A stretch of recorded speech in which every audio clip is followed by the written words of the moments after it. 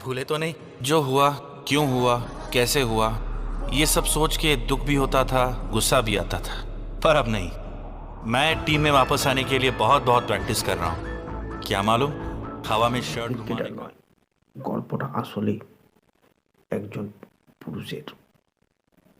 অবশ্যই এই গল্পের উপযোগ্য একজন পুরুষ, যার লড়াই যতটা ছিল বাইরের ততটা ছিল ভিতরের। তার নাম সৌরভ গঙ্গোপাধ্যায়। তার একটি পেপসির অ্যাড হয়েছিল। সেই অ্যাডে বলেছিলেন, আপ লোগ মুঝে ভুল গিয়া। এই অ্যাডটা সারা বিশ্বকে তোলপাড় করে তুলেছিলেন এবং সেই অ্যাডের মাধ্যমে তার জীবনে একটা পরিবর্তন আসে এবং তিনি লড়াই চালিয়ে যান। 2003 বিশ্বকাপের ফাইনালে তোলার পর তিনি ভারতের ক্রিকেট টিমের জন্য অস্ট্রেলিয়ার গ্রেট চ্যাপেলকে ভারতের ক্রিকেট কোচের জন্য নিয়ে আসেন।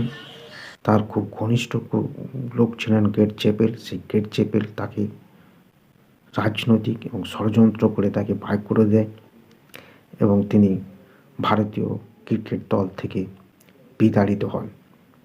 তারপরে তার সেই লড়াই, কিন্তু মাঝখানে তার সেই হতাশ, গ্লানি এইসব কাটিয়ে কীভাবে তিনি লড়াই করেছিলেন, সেই গল্প, সেই স্টোরি, কীভাবে তিনি সাকসেস হয়েছিলেন, সেটাই আপনাদেরকে আজ আমি তুলে ধরব। একদিকে ভারতীয় ক্রিকেট টিমের যে ছিটকে গিয়ে দেশের মাঠে ঘুরে আবার নির্বাচনের কাছে নিজেকে প্রমাণ করার তাগিদা, সেটাই ছিল চাক্ষুষ।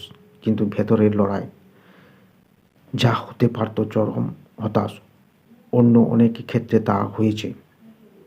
তাকে ইতিবাচক একটা মনোভাব পাল্টে ফেলা, নিজের উপর, নিজের কাজের উপর চরম বিশ্বাস রেখে চলা, হতাশকে শান দিয়ে নিয়ে সাফল্যের হাতিয়ার করা। তারপরেই তো এইভাবে দিন কেটে যায়। রঞ্জিত খেলতে খেলতে তিনি একবার বলেইছিলেন, যখন আমি ইকোনমিক্স থেকে সেকেন্ড ক্লাসে প্লেনে যাতায়াত করতাম, তখন নিজেকে বিশাল হতাশ জ্ঞানী করেন। তার কারণ একজন ভারতীয় ক্রিকেটের দীর্ঘকাল খেলে থাকা হঠাৎ করে তাকে বাদ দিয়ে দেওয়া, এবং সেটা হচ্ছে খুবই দুঃখজনক ব্যাপার। তারপরে তিনি পেপসির সিও তাকে একটি অফার দেয় সেই অ্যাড করার জন্য, কিন্তু তিনি ফিরিয়ে দিলেন। কিন্তু পেপসির সাথে চুক্তি করতে সেই অ্যাড করে বাধ্য হয় এবং তিনি সেই অ্যাডের মধ্যে সারা বিশ্বকে বুঝিয়ে দিয়েছিলেন এবং সারা বিশ্ব সেই সৌরভ গাঙ্গুলি যে দলে নেওয়ার জন্য জনগণ আন্দোলনে নেমেছিলেন। এবং সেই সময় গো ব্যাক গ্রেট চ্যাপেলের স্লোগানও উঠেছিল এবং শেষ পর্যন্ত তিনি ওয়েস্ট ইন্ডিজের সিরিজে ফেরত আসেন এবং বিশ্বকাপে তিনি মহারাজের মতন ফিরে আসেন। আর সেই বিশ্বকাপে ভারত বাইরে হয়ে গেছিলো 2007 সালে, কিন্তু সৌরভ গাঙ্গুলির পারফরমেন্স খুব ভালো ছিলেন এবং 2008 সালে তিনি রিটায়ার করেন। তো একজন আন্তর্জাতিক জন্য কোনো প্লেয়ার যদি বাদ হয়ে রঞ্জিতের মতন ছোটো ছোটো টিমে খেলতে হয়, তখন তাকে খুবই সেই সময় হতাশ, গ্লানি ছেড়ে নিজেকে ঠিক রাখা এটা একটা কঠিন কাজ।